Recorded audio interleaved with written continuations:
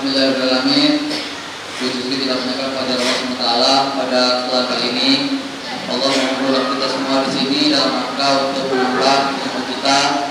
Menambah ilmu merupakan sebuah amal ibadah yang mungkin terasa ringan bagi kita yang sudah terbiasa, tapi akan terasa berat bagi orang-orang yang mungkin belum terbiasa. Nah, maka menambah ilmu bisa menjadi salah satu sarana untuk kita meningkatkan amal kita. Kemudian salawat dan salam kepada Nabi Muhammad SAW dengan lafaz Allahumma sholli ala sayyidina Muhammad wa ala ali sayyidina Muhammad. Baik, para bunda yang kami hormati, kemudian para ustazah yang ada di belakang, insyaallah pada hari ini kita akan memulai agenda membahas tentang sirah nabawiyah. Jadi mungkin ibu-ibu yang mungkin wali siswa yang lama ada sudah kenal ya. Saya biasanya tuh megang kamera, Bu. Alhamdulillah sekarang sudah ada stafnya megang kamera dan sekarang diamanahkan nih untuk ngisi kajian. Jadi sebenarnya saya itu ngisi kajiannya juga rutin, Bu. Itu setiap subuh itu di masjidnya Pak Fasya, Masjid Fabian. Itu rutin setiap subuh di hari Minggu, kemudian di Masjid Nurul Hasanah di Mayang itu juga rutin. Nah, saya tuh bahasnya sejarah Islam. Nah, jadi fokusnya saya itu tentang sejarah Islam. Kalau fikih mungkin nanti Ustaz Syiharkat yang lebih paham. Nah, jadi buku yang saya ambil adalah ini. Mungkin Bapak Ibu pernah lihat judulnya Ar-Rahiqul Maktum. Judulnya ini Ar-Rahiqul Maktum karya Syekh Safiyur Rahman Al-Mubarakfuri. Nah, buku ini semua kelas di Nurul Ilmi sudah dibeli sama yayasan biar guru-gurunya baca dan diceritakan kepada siswa-siswinya di kelas. Nah, kitab ini kenapa mesti kitab ini? Karena kitab ini salah satu yang terbaik dan juga direkomendasikan karena pernah menjadi juara 1 lomba penulisan sejarah Islam tingkat dunia. Nah, jadi Syekh Safiyur Rahman Al-Mubarakfuri ini penulis dari India, waktu itu berhasil meraih juara 1. Dan kitab beliau ini cukup mudah untuk dipahami di kalangan yang mungkin baru mau mulai mempelajari sejarah Islam. Nah, maka kita insya Allah akan bedah kitab ini insya Allah, dan tidak bisa satu hari, tidak bisa satu kali pertemuan. Dan biasanya kalau sejarah itu kita akan mendapatkan informasi-informasi yang mungkin kita tidak tahu sebelumnya, dan kita jadi oh ternyata seperti ini ya. Misalnya kenapa nih ibu-ibu disuruh melubangi telinganya? Ketika kecil saja disuruh melubangi telinganya. Kapan itu dimulai itu kan? Kan Nabi Muhammad kan ketika kecil kan belum jadi nabi. Terus kapan memulainya itu kan? Nah, jadi ketika kita baca sejarah kita jadi tahu oh ternyata itu dimulai dari bagaimana Siti Hajar waktu itu diusir lah ibaratnya dari daerah Syam dibawa ke Mekah. Nah, maka Siti Hajar diminta sama Siti Sarah untuk melubangi telinganya. Kemudian dilubangi telinganya dan nanti Siti Hajar dan Nabi Ismail waktu itu masih kecil dibawa ke Mekah sama Nabi Ibrahim. Nah, itulah mulai awalnya kita perempuan itu dilubangi telinganya. Kemudian kapan? Mekah itu kan dulunya patung-patung semua, Bu. Jadi di Mekah itu banyak patung semuanya. Pertanyaan itu siapa yang pertama kali membawa patung? Kan patung kan didirikan sama Nabi Ibrahim, sama Nabi Ismail. Kok banyak berhalanya di Ka'bah? Kapan mulainya? Nah, jadi kalau kita baca sejarah kita tidak tahu. Jadi yang pertama kali membawa patung ke Ka'bah itu namanya Qusay bin Kilab. Dia adalah orang yang pernah menguasai Mekah pada waktu itu. Dan dia pergi ke negeri Syam. Negeri Syam itu sekarang gabungan dari 4 negara, ada negara Palestina, Syria, ya, Lebanon dan lain sebagainya. Nah, maka ketika dia pergi ke negeri Syam itu dia lihat orang tuh nyembah patung. Jadi dia menganggap oh ini yang benar. Kenapa? Karena negeri Syam itu negerinya para nabi. Kalau kita buka sejarah lagi, Nabi Ibrahim orang yang ditinggal di situ, Nabi Ayub dan nabi-nabi yang lain itu banyak. Maka negeri Syam itulah negerinya para nabi. Sehingga dia itu Qusay bin Kilab itu nganggap oh berarti yang ini yang benar, yang di Mekah itu salah. Mereka sholat itu ngadapnya ke kiblat itu salah berarti. Dia harus ada patung di depan sehingga dibawanya patung dari negeri Syam ditaruhnya di dekat Ka'bah dan rame. Dan itu sangat banyak sekali nantinya. Dan patung itu akan dihancurkan itu lumayan lama nanti. 3 tahun sebelum Nabi itu meninggal, disitulah nanti dihancurkan semua berhala itu. Jadi Nabi Muhammad itu nanti meninggal di tahun 11 Hijriah, maka berhala-berhala itu dihancurkan semuanya, itu nanti di tahun 8 Hijriah, peristiwanya namanya Fathul Mekah. Itu kita pernah dengar mungkin waktu kita belajar waktu SD dulu. Nah, jadi itu manfaat kita belajar sejarah. Kita nanti akan banyak tahu tentang sesuatu yang mungkin selama ini kita tuh tidak tahu. Nah, kemudian selain itu, kalau kita baca Al-Quran, Bu, cobalah tengok artinya. Ternyata banyak kisah-kisah dalam Al-Quran itu. Bahkan ada pendapat yang mengatakan 1/3 dari Al-Quran itu isinya kisah. Ini kan menarik kan? Berarti Allah itu menjadikan kisah itu untuk menguatkan iman kaum muslimin di awal-awal dulu. Jadi dengan kita bacain kisah, sejarah, itu kita bisa meningkatkan keimanan kaum muslimin di awal-awal dulu. Ada yang menarik lagi nih, saya baca lagi. Kita dulu, Bu, waktu kita sekolah dulu kan ketika ditanya berapa nih jumlah ayat dalam Al-Quran. Ya, kalau berapa juz? 30 juz. Berapa surah? 114. Jumlah ayatnya berapa, Bu? 6.666 itu kan? Itu ya selama ini kita pegang. Tapi pernah ada Ibu hitung, Bu? Saya baru sadar itu waktu saya MTS dulu. Saya dulu SD, MTS, Madrasah Aliyah, ya kan?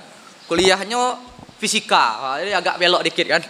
Dan sekarang alhamdulillah masih ngajar. Saya masih ngajar SMA Nuril, ngajar fisika kelas 12. Mungkin Aska ada dua ya, Aska Agung, ini Bunda tahu nih. Nah, itu saya ngajar dan sampai sekarang masih ngajar guru fisika, bukan ngajar sejarah ya. Nah, terus ketika kami di MTS dulu, kami ditantang sama guru. Memang iya jumlahnya 6.666 ayat. Iya, Pak. Pernah hitung? Enggak pernah, Pak. Yaudah, hari ini kita belajar ngitung Al-Quran. Ngitung kami, Bu. Al-Fatihah 7 ayat, Al-Baqarah sekian ayat, Al-Imran, An-Nisa, Al-Maidah dan seterusnya. Ternyata jumlahnya tidak nyampe, Bu, 6.666 ayat. Ibu bisa hitung, Bu. Ibu itulah nanti bawa balik lagi. Ya. Nah, ini nih enaknya kita belajar sejarah. Oh, salah rupanya selama ini.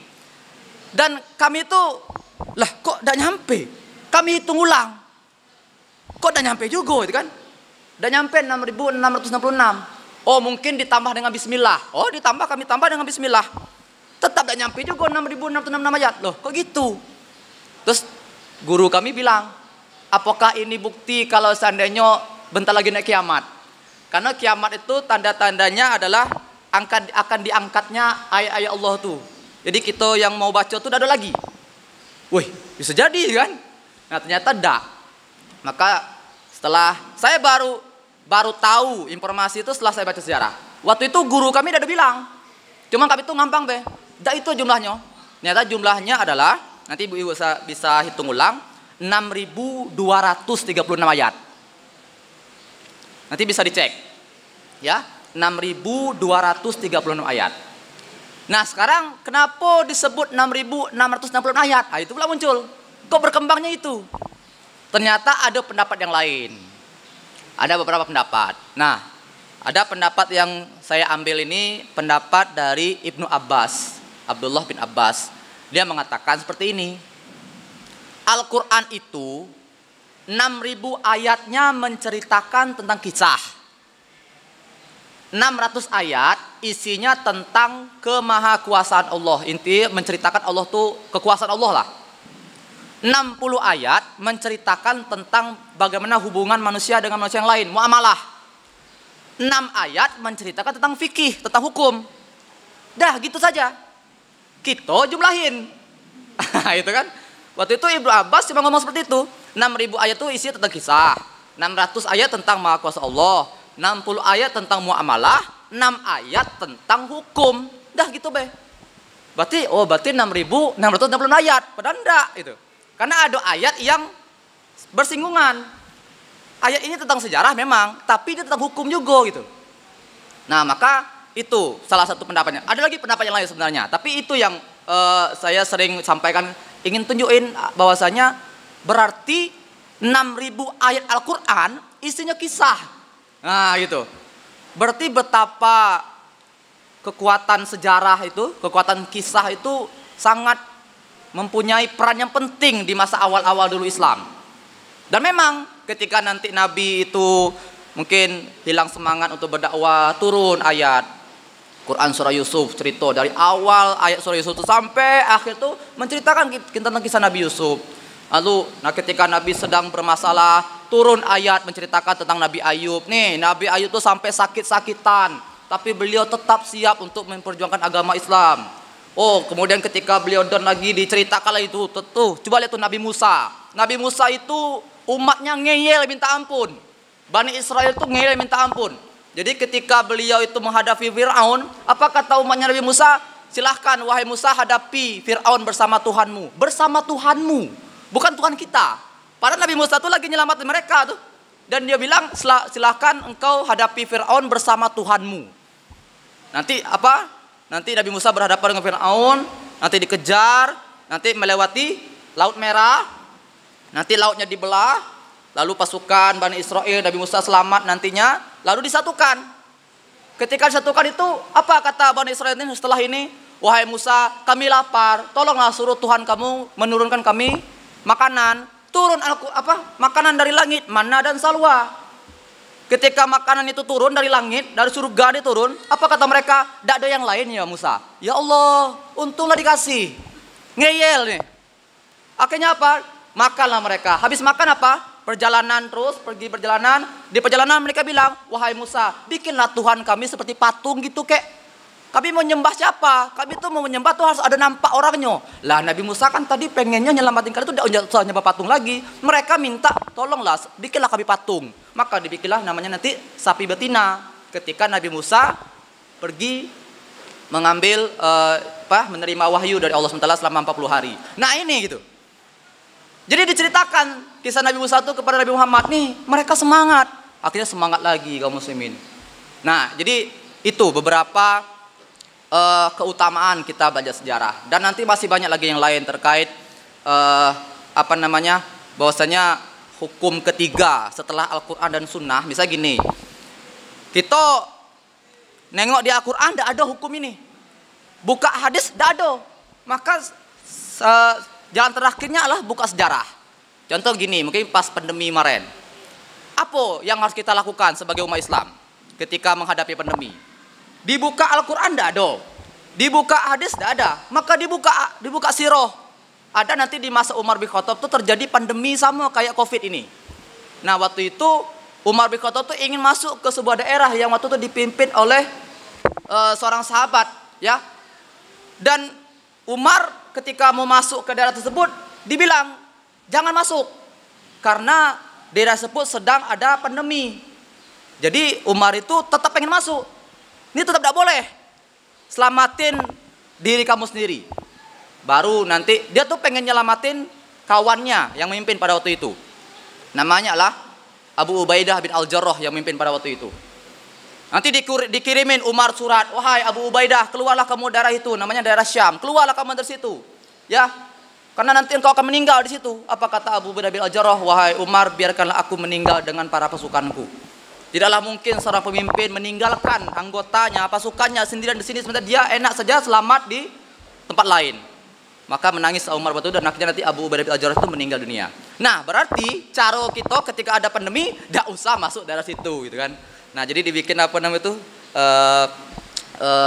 dibatasin gerakan kita. Nah, itu kalau tidak ada Al-Qur'an buka hadis, kalau ada hadis buka sejarah. Nah, jadi seperti itu ya. Baik, ini belum buka bukunya ya. Belum buka bukunya. Baik Bapak Ibu, buku ini lebih kurang 600 halaman dan nanti kita karena ini kan bertahap, jadi kita pelan-pelan saja. Nah, kalau kita belajar sejarah, mungkin kita bingung nih, mau mulai dari mana nih kisahnya? Apakah dari kisah Nabi Adam? Terlalu jauh. Apakah kita memulainya dari kisahnya Nabi Nuh? Masih terlalu jauh. Jadi Nabi pertama memang Nabi Adam, tapi Rasul pertama Nabi Nuh. Karena beda antara Nabi sama Rasul, Nabi ketika menerima wahyu untuk dirinya sendiri, kalau Rasul ketika dia mendapatkan wahyu, dia diwajibkan untuk menyampaikan kepada umatnya. Dan Rasul pertama itulah Nabi Nuh alaihissalam. Nah, baik, mungkin saya akan menceritakannya itu di masa, Nabi Muhammad lahir aja lah. Nah, itu kan. Nanti kita adalah hubungannya nanti ke belakang-belakangnya. Baik, Bapak Ibu sekalian. Jadi Nabi Muhammad itu pas pula nih momennya Rabiul Awal ya. Nah, jadi mulai Nabi lah sebenarnya ini ya. Tapi biasanya Nuril juga ada agenda mulai Nabi nih. Nah, jadi Bapak Ibu sekalian, bapaknya ada satu ya, ibu-ibu ya. Baik, mulai Nabi. Jadi Nabi Muhammad SAW itu beliau lahir pada tahun 571 Masehi. Sekarang tahun 2022. Berarti Nabi itu lahir di tahun 571 Masehi. Berarti udah 1400-an abad yang lalu. Berarti udah 14 abad. Nah, dan waktu itu hari Senin. Nah, itulah kenapa kaum muslimin itu melaksanakan sunnah, berpuasa sunnah pada hari Senin. Karena Nabi itu pernah ditanya sama sahabat, "Wah Rasulullah, kenapa engkau berpuasa pada hari Senin?" Gitu kan? Maka Rasul bilang, karena pada hari Senin itu adalah hari kelahiranku. Karena hari Senin itu adalah hari di mana aku menerima wahyu. Banyak kota Senin sehingga para sahabat berpuasa pada hari Senin. Jadi ibarat itu Nabi itu memperingati hari ulang tahunnya. Nah, ya, miladnya Nabi diperingati dengan berpuasa sunnah. Nah, pada hari Senin waktu itu, dan pada waktu itu kondisinya beliau tidak ada lagi ayahnya. Ya. Jadi Nabi Muhammad itu sudah tidak punya lagi ayah ketika beliau belum lahir ke muka bumi ini.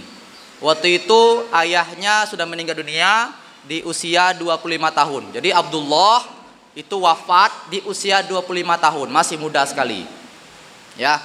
Dan Abdullah itu nanti punya bapak namanya Abdul Muthalib. Abdul Muthalib punya bapak namanya Hashim.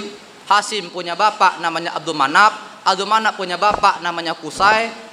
Qusay punya bapak namanya Kilab. Kilab punya sampai ke atas ya, sampai Nabi Adam.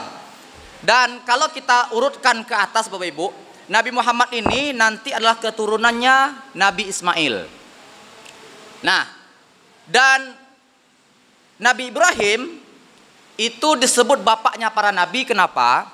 Karena Nabi Ibrahim itu beliau nanti kan lama sekali tidak punya anak. Dan nanti apa? Ketika beliau punya istri yang namanya Sarah ini, beliau tidak punya anak. Dan kemudian nanti beliau akan pergi ke sebuah tempat, ke Mesir. Pada itu kalau diceritakan dalam sejarah, ke Mesir. Dan di Mesir itu rajanya itu tertarik sama si Sarah. Nah nih, rajanya tertarik sama si Sarah, sehingga Sarah ditangkap pada waktu itu. Dan waktu itu ketika raja itu mau mengganggu Sarah, tapi Sarah bilang, "Saya ini orang beriman, saya ini punya Tuhan, jangan ganggu saya ini orang muslimah. Karena yang mengganggu saya itu nanti akan diazab sama Tuhan." Si raja tadi tidak percaya. Maka dia coba mengganggu si Sarah tadi. Dan akhirnya apa? Seketika itu raja Mesir tadi tiba-tiba mematung. Tidak bisa gerak. Stroke tiba-tiba. Cuma bisa ngomong deh. "Hah, kenapa bisa gini?" Kan lah dibilang, "Saya ini beriman. Kan Tuhan saya melindungi. Jangan ganggu saya." Wah, jadi gimana nih? Tolong doakan agar Tuhan kamu bisa menyelamatkan saya. Ada syaratnya. Apa? Jangan ganggu saya lagi. Yuk, janji nih, janji. Oke, janji. Akhirnya berdoalah si Sarah. Akhirnya apa? Terlepaslah kutukan itu. Raja Mesir kembali normal seperti biasanya. Tapi raja-raja masih penasaran. Iya nian po. Jangan-jangan itu tuh salah injak we kan kapul kan kestruk. Akhirnya dia mencoba ingin memeluk si Sarah. Bermatung lagi. Nah, kalau dibilang masih juga udah cayo. Yo tolong nian. Aku udah lagi dak. Alah, dak maulah. Saya pergi be. Dak tolong nian itu kan. Udah janji ya? Oke janji. Maka waktu itu Sarah berdoa dan akhirnya Raja Mesir tadi kembali normal. Nah disitulah Raja Mesir itu percaya dan dia melihat sebuah keajaiban pada waktu itu. Sehingga si Raja Mesir menghadiahkan Siti Sarah, yaitu anaknya yang bernama Siti Hajar. Nah maka Siti Hajar nanti dibawa sama Siti Sarah, pergilah ke tempat Nabi Ibrahim yang sedang berada di tempat lain. Ketemu, dikenalkan. Nih namanya Siti Sarah, dihadiahkan sama si Raja Mesir. Dan akhirnya mereka bersama. Nah, karena Siti Sarah tidak punya anak, maka Siti Sarah ngasih saran kepada Nabi Ibrahim. "Wahai Ibrahim, engkau adalah seorang nabi. Masa nabi tidak punya keturunan? silahkan engkau menikah saja dengan Siti Hajar, semoga nanti engkau dapat keturunan. Kata Nabi Ibrahim, kau cemburu dak kakek? Tidak. Inian, tidak nih Nah, yang penting kau tuh punya keturunan. Oke. Maka apa? Nabi Ibrahim menikahlah dengan Siti Hajar. Ketika menikah dengan Siti Hajar, maka nanti lahirlah Ismail dari Siti Hajar itu. Ketika Ismail sudah kecil, tentu Nabi Ibrahim kasih sayangnya beda dengan Siti Sarah. Ya, banyak waktunya dengan Siti Hajar. Dia sering ketemu sama anaknya Ismail. Sehingga apa? Lama-kelamaan Siti Sarah akhirnya cemburu. Dan akhirnya Siti Sarah memerintahkan Nabi Ibrahim untuk mengusir Siti Hajar dari rumahnya. Maka berangkatlah Nabi Ibrahim sama Siti Hajar dan juga Ismail tadi. Itu tadi dengan salah satunya dilobangi telinganya. Pergilah dari negeri Syam, pergi ke Mekah. Waktu itu Bapak Ibu, Mekah itu tidak ada satu orang pun penghuninya. Cuman pasir saja. Tanah kosong. Nggak ada, pasir-pasir. Siapa juga yang mau tinggal di tengah pasir? Sumur dah ada, air pam dah ada, kan? Kemudian nak nanam apa yang bisa di pasir? Tidak bisa. Makanya di situ tuh kosong pada waktu itu. Air payah nyari. Nah, maka ketika nanti Nabi Ibrahim pergi mengantar Siti Hajar dan Ismail ke dekat Mekah itu, dan seketika itu pula Allah memberikan isyarat kepada Nabi Ibrahim untuk meninggalkan mereka di situ. Nah, Nabi Ibrahim tuh bingung kan? Nggak ada perumahan di sini, nggak ada rumah, nggak ada pohon, kok disuruh tinggalin di sini? Maka Nabi Ibrahim balik arah ingin kembali ke negeri Syam. Apa kata Siti Hajar? Wahai Ibrahim, kenapa engkau meninggalkan kami di sini? Nabi Ibrahim bingung kan? Nah, jawab pasti salah kayak ini. Kayak diomelin kayak ini kan? Di Nabi Ibrahim diam saja. Diam. Dibalik nanyanya, wahai Ibrahim, mengapa engkau meninggalkan kami di sini? Kata Siti Hajar. Tetap aja Ibrahim diam. Karena Siti Hajar ini orang beriman, maka dia ganti pertanyaannya. Nah, ini pentingnya komunikasi di keluarga, ya kan? Wahai Ibrahim, apakah ini perintah Allah? Nah, langsung balik. Iya, perintah Allah, ya kan? Iya, perintah Allah. Nah, kalau perintah Allah, saya yakin Allah akan melindungi kami. Allah pasti akan menyelamatkan kami. Dah, silakan saja kalau ini perintah Allah. Dan akhirnya Ibrahim pun berangkat kembali ke negeri Syam. Maka tinggallah Siti Hajar dan Ismail di situ. Dan memang nanti nggak ada apa-apa di situ. Ketika nanti Nabi Ismail itu menangis ya, dan nanti Siti Hajar mencari-cari air di ras itu, nggak ada ketemu. Bolak-balik dia pergi ke Bukit Safa, Bukit Marwah, Bukit Safa, ke Bukit Marwah sampai 7 kali, dan itu nanti menjadi peristiwa sa'i. Ya. Yang unik adalah, ini ada ulama yang mengatakan kan, kenapa mesti dia tuh bolak-balik di situ saja? Kenapa tidak cari tempat lain, be? Mutar itu kan oleh. Kenapa mesti bolak-balik saja? Karena Siti Hajar percaya Allah itu nengok dia gitu. Jadi dia itu pengen nunjukin sama Allah, ya Allah, saya ini memang benar-benar pengen air loh gitu. Jadi dia tuh pengen menunjukkan kesungguhan dia agar Allah ngabulin doanya. Jadi apa pelajaran bisa kita ambil? Kalau kita memang pengen benar-benar sesuatu, kita harus berusaha dulu. Apapun lah usahanya. Yang penting kayak Allah tuh nengok, wah ini serius nih. Kita mungkin kalau mau nengok apa kan, ingin merekrut seseorang, kita dengar nih, wah ini seriusnya nih. Ada yang bertanya misalkan, nanyanya santai ini kan. Sementara yang lain itu ada yang tegak, wah ini seriusnya nih. Kita akan tunjuk yang tegak tadi. Karena serius nampaknya. Nah maka, dan setelah Siti Hajar itu bolak-balik nggak ketemu airnya, justru air itu justru datang dekat Nabi Ismail itu berada. Muncullah nanti namanya air Zam-Zam. Penuh air Zam-Zam itu. Ya kan? Nanti minum. Nah, kalau kita mau lihat Nabi kan cuma sebatas itu kan. Pertanyaannya gini, air itu sampai kapan airnya keluar? Apakah ada kerannya tutup itu kan? Tidak ada. Jadi kalau kita baca sejarah, air itu akan terus keluar sampai nanti kayak kolam kecil gitu. Banyak nih kan. Lah buktinya aja sampai sekarang air Zam itu masih ada gitu kan. Nah itu. Maka pada waktu itu air itu keluar terus banyak sampailah bentuk sebuah kayak danau kecil. Dan disitulah titik awalnya. Waktu itu Hajar sama Ismail masih berada di situ. Dan alhamdulillah sudah ada air. Tentu masih ada lagi makanan yang lain. Datanglah suatu hari kafilah dagang. Orang nak dagang nih, bukan batu bara ya. Kafilah dagang ya. Belum ada batu bara zaman itu kan. Kafilah dagang pakai onta rame-rame. Waktu itu mereka dari Yaman. Kalau kita nengok peta, ini Madinah, ini Mekah, ini Yaman.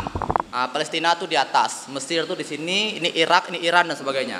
Nah, dari Yaman nih, pengen ke negeri Palestina. Dalam perjalanan kan mereka tuh kalau mau ke Palestina kan lewati Mekah dulu nih. Waktu itu belum ada orang, maka mereka naik. Pas di sebuah tempat yang selama ini mereka lewatin, waktu itu udah ada itu burung terbang-terbang di atas daerah situ. Kok tiba-tiba ada? Maka mereka menyimpulkan, jangan-jangan di situ ada air. Oh iya juga. Akhirnya apa? Singgahlah mereka ke situ. Pergilah mereka ke sana dan akhirnya apa? Mereka melihat ada air. Selama ini kalau mereka dalam perjalanan mereka tuh bawa air banyak nian, bahkan ada satu onta khusus untuk bawa air. Nah, ada air kan. Wah, langsunglah mereka berebut ke situ, ambil air. Izin sama Siti Hajar, silakan ambil aja. Ambil airnya dan mereka setelah itu barulah mereka tahu besok bawa air sebanyak-banyak. Kita berhenti di sini. Nah, itulah kabilah Bani Jurhum namanya. Kabilah dari Bani Jurhum. Lalu kabilah Bani Jurhum ini nanti minta izin kepada Siti Hajar. Bu, boleh tidak kami tinggal di sini? Ya, jadi kan mereka tuh bawa keluarga banyak. Nah, boleh tidak kami tinggal di sini? Wah, Siti Hajar tentu pengen nian, karena selama ini cuma mereka berdua. Iya boleh, silakan. Tinggallah mereka di situ, ya, bikin perumahan, blok A, gitu kan. Rame. Dan nanti akhirnya apa? Lama, karena banyak orang datang ke situ, semakin rame, semakin banyak informasinya orang di situ, akhirnya rame di situ. Dan ramelah di daerah Mekah itu. Sementara di waktu itu orang masih menghormati Siti Hajar dan Ismail. Ya, Ismail nanti semakin besar dan nanti semakin muda. Semakin menjadi dewasa nanti bisa menjadi pemuda pada waktu itu. Dan sekarang kita pindah kameranya ke negeri Palestina. Wah, pindah ke Palestina. Ke negeri Syam, ternyata sebuah mukjizat datang kepada Nabi Ibrahim yang lain. Ya, maksudnya kepada Nabi Ibrahim, mukjizat yang lain datang. Apa itu? Allah ngasih tahu bahwasannya Siti Sarah yang selama ini tidak pernah melahirkan akan melahirkan seorang anak lagi. Maka kata Ibrahim, oh nggak mungkin itu kan, nggak mungkin. Maka Allah menegaskan. Ada ayatnya, ini saya lupa ayatnya. Sampaikan dan terbukti nanti Sarah tiba-tiba mengandung dan nanti lahir seorang anak yang bernama Ishak. Nah, gitu. Jadi anak pertamanya Ismail, anak keduanya Ishak. Nah, ini perlu ditekankan karena apa? Saya pernah diskusi sama orang yang Nasrani. Saya nanya gini, apa pendapat kalian tentang penyembelihan Nabi Ismail? Ternyata dalam kitab mereka itu, saya coba buka. Dia bilang menurut kami di pasal ini, di ayat ini, oh saya coba buka. Ternyata di kitab suci mereka, anak pertamanya bukan Ismail, tapi Ishak. Makanya sampai sekarang itu terjadi perdebatan tuh, ya, yang disembelih itu siapa? Kalau kita yang Islam ngakunya Nabi Ismail lah yang disembelih, sementara orang-orang Nasrani yang disembelih itu Nabi Ishak. Nah, ini kitab, ini sebuah akidah ya. Nah, maka waktu itu lahirlah Nabi Ishak. Nabi Ishak nanti punya anak, Nabi banyaknya. Nabi Ishak punya anak nanti Nabi Yakub. Nabi Yakub nanti punya anak Nabi Yusuf terus sampainya. Dan nanti ujungnya itu adalah Nabi Isa. Nabi Isa alaihissalam. Ishak punya anak namanya Yakub. Yakub, keturunannya Nabi Yakub disebut dengan Bani Israel. Nah, ini sejarahnya Bani Israel. Jadi Yakub itu punya gelar namanya Israel. Keturunannya Israel tadi Bani Israel. Nah, orang-orang Yahudi, orang-orang Nasrani, mereka tidak mau percaya Nabi Muhammad itu adalah seorang nabi karena nabi tidak lahir dari keturunan Bani Israel. Itu salah satu alasan kenapa mereka itu tidak percaya Nabi Muhammad itu adalah seorang nabi. Karena nabi lahirnya bukan dari Bani Israel tapi dari Nabi Ismail. Dan Nabi Ismail ini Bapak Ibu, Nabi Ismail itu punya anak bukan nabi. Bawah lagi tidak lagi nabi sampai nanti cuma muncul Nabi Muhammad. Kan dicurigai sama orang. Iya apa dia nabi? Keturunannya udah ada nyambung gitu kan. Jauh nian. Nah itu. Nah itu jadi satu alasannya. Baik. Dan nanti ketika nanti sudah mulai besar Nabi Ismail, maka beberapa waktu kemudian Nabi Ibrahim datang ke Mekah. Ingin ketemu sama anaknya. Nah pada waktu itu apa tujuannya datang? Karena ingin menjalankan perintah Allah. Apa itu? Menyembelih anaknya. Nah, jadi perintah Allah disuruh kepada Nabi Ibrahim itu untuk menyembelih anaknya. Udah. Nanti Nabi Ismail diskusi sama Nabi Ibrahim dan Nabi Ismail pun nanti ridho dengan apa yang disuruh sama Allah, disembelih. Dan ketika disembelih digantikan dengan domba yang besar atau hewan yang besar, ya. Nah, dan itu Nabi Ibrahim sudah dia balik ke Mekah, balik lagi ke negeri Palestina karena istrinya di situ, balik lagi. Dan nanti Nabi Ibrahim itu akan datang lagi nanti, ya, di lain waktu lagi. Pada waktu itu Siti Hajar sudah meninggal dunia. Nanti Nabi Ibrahim datang lagi ingin ketemu sama Nabi Ibrahim. Nah, sampai 4 kali lah Nabi Ibrahim itu datang ke jenguk Nabi Ismail, ya. Nah, kemudian oke, kita skip ya. Jadi itu kisahnya. Nah, nanti ya Mekah itu kan tadi kan Nabi Ismail itu yang jadi Siti Hajar sudah meninggal kan jadi tokoh di situ. Nanti Nabi Ismail itu akan menikah dengan anak dari pimpinan Bani Jurhum tadi. Bani Jurhum itu yang datang tadi itu. Yang datang tadi yang kafilah dagang tadi datang, anaknya dinikahi sama Nabi Ismail. Sehingga nanti Nabi Ismail akan menguasai daerah sana, ya. Dan air Zam-Zam dan Ka'bah pun udah didirikan nanti. Jadi Ka'bah itu Bapak Ibu sudah didirikan, ini menurut riwayat ya. Ka'bah itu sudah didirikan di masa Nabi Adam alaihissalam. Tapi karena ada banjir di masa Nabi Nuh, banjirnya bukan banjir di daerah kelurahan tertentu saja. Dunia nih ya banjir. Banjir itu sedunia. Sehingga nyampe lah ke Ka'bah. Sehingga Ka'bah itu hancur. Nah, tapi hancurnya itu menyisakan kayak kita tuh pondasinya masih ada. Nah, di Mekah tuh pondasinya masih ada. Nah, maka dalam Al-Quran itu kalau terjemahannya Nabi Ibrahim sama Nabi Ismail itu nanti dia bukan mendirikan ya, tapi meninggikan Ka'bah bahasanya. Meninggikan Ka'bah. Jadi sudah ada ininya pondasinya, tinggal meninggikan. Nah, maka waktu itu Ka'bah itu jadi pusat peradaban agama pada waktu itu, agama yang dibawa oleh Nabi Ibrahim, ya. Maka Nabi Ibrahim kan ketika mendirikan Ka'bah tuh disuruh tuh, ayo suruh orang melaksanakan ibadah haji, panggil. Kan Nabi Ibrahim manggil, ayo ibadah haji. Sehingga apa? Itulah titik awal mulainya orang ibadah haji. Nah gitu, sampailah hari ini orang ibadah haji itu. Jadi mulainya di zaman Nabi Ibrahim. Nabi Muhammad hanya meneruskan, karena Nabi itu, semua Nabi itu satu Tuhannya, Allah Subhanahu Wa Taala. Nah kemudian ketika sudah sekitar 21 abad orang-orang Bani Jurhum tadi menguasai daerah Mekah, datanglah suku lain. Mereka ingin menyerang Ka'bah. Bukan menyerang Ka'bah sih, ingin mengusir orang-orang di daerah situ.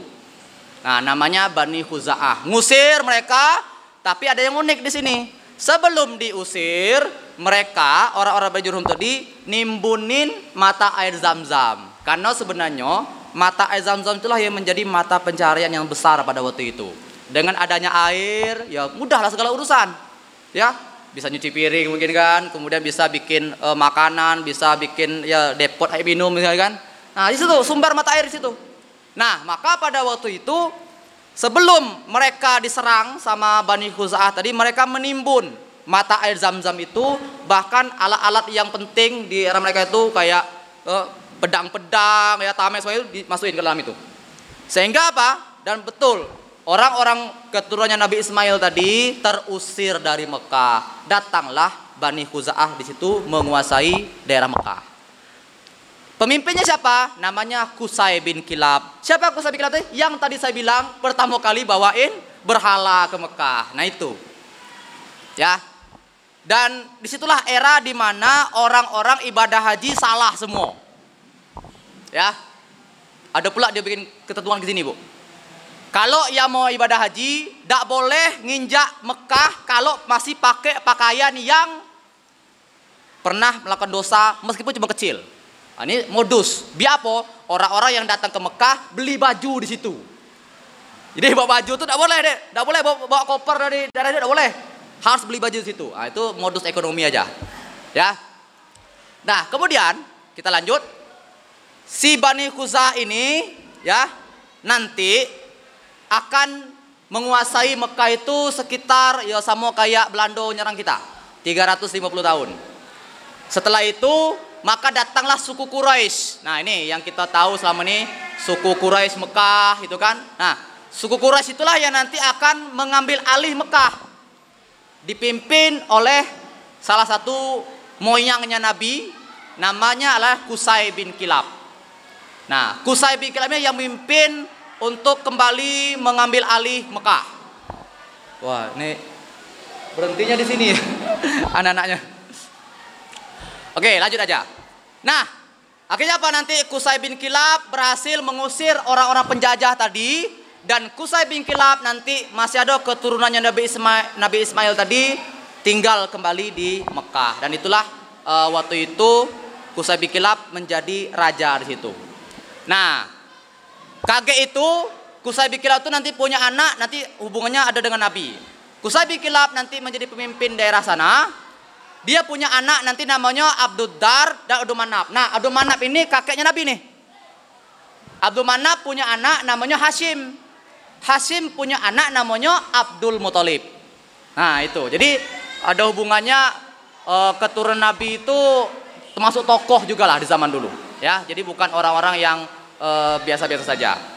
Nah, itulah kakeknya Nabi Muhammad SAW. Nah, Abdul Muthalib, ya, Abdul Muthalib ini nanti punya anak lebih kurang 10 orang laki-laki, dan ada yang menarik di eranya Abdul Muthalib. Apa itu? Ada 2 hal besar. Yang pertama, kan tadi saya bilang mata air Zam-Zam ditutup tadi? Ditutup tuh, ditimbun. Jadi selama orang yang tadi itu menguasai Mekah, mereka tuh tidak tahu di mana letak mata Zam-Zam tuh. Nah, ketika kakeknya Nabi Muhammad SAW, Abdul Muthalib itu memimpin daerah sana, maka dia bermimpi. Bermimpi di dekat Mekah itu ada mata air Zam-Zam. Mimpi sekali kan? Karena selama ini kan mata air tidak ada. Sementara tugasnya Abdul Muthalib itu, dia yang megang proyek makan dan minum kalau ada jamaah haji datang. Nah, dia yang ngurusin snacknya, ngurusin makannya, ngurusin minumnya. Selama ini mereka tuh ngambil minum itu jauh, beli.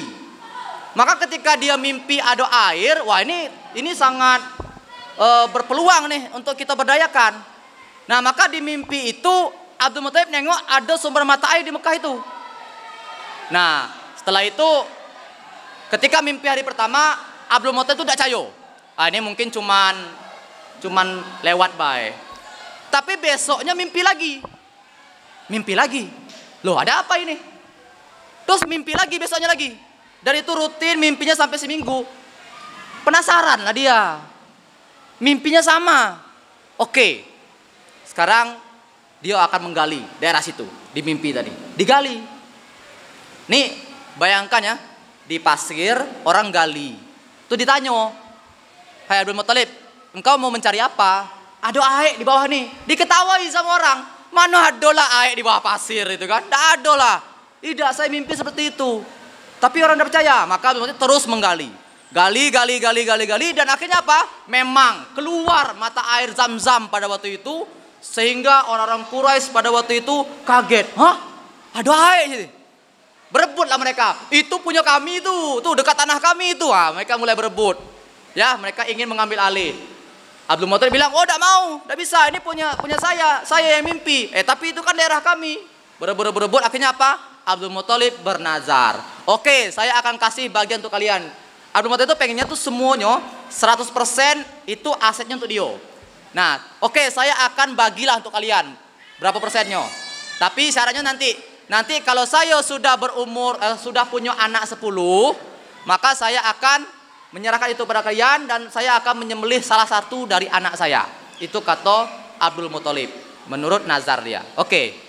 Dan akhirnya apa? Abdul Muthalib tadi punya anak. Ya, banyak tuh. Ada Abu Lahab, ya, ada Abu Thalib, ada Hamzah, ada Abbas, ya, dan sebagainya. Dan terakhir itu Abdullah. Kemudian ketika Abdul Muthalib itu punya anak 10, karena dia ingat nazarnya tadi, dikumpulin anak-anak tadi. Wahai anak-anakku, sesungguhnya aku dulu pernah bernazar, ketika aku punya anak 10, maka saya akan menyembelih salah satunya. Bagaimana menurut pendapat engkau? Ya, karena udah nazar mau gimana lagi? Harus dilakukan. Sehingga diundi. Nah, diundi, keluar nama Abdullah. Maka Abdullah itu akan disembelih nih sama kakeknya, Abdul Muthalib ini. Maka udah mulai ngambil pedang, dibawa Abdullah itu ke lapangan. Maka orang-orang nengok, wih, Abdullah tuh selama ini anak yang baik, selama ini anak yang dia berbakti pada orang tua. Orang banyak yang menolaknya. Sehingga apa? Ngelobi lah sama Abdul Muthalib, udah ganti be, itu yang lain aja gimana, bisa dak? Nah, sehingga pada waktu itu mereka mengambil sebuah kesimpulan, oke, kita akan pergi ke dukun waktu itu. Wah, berarti mereka ini musyrik ya? Iya, kan belum ada nabi.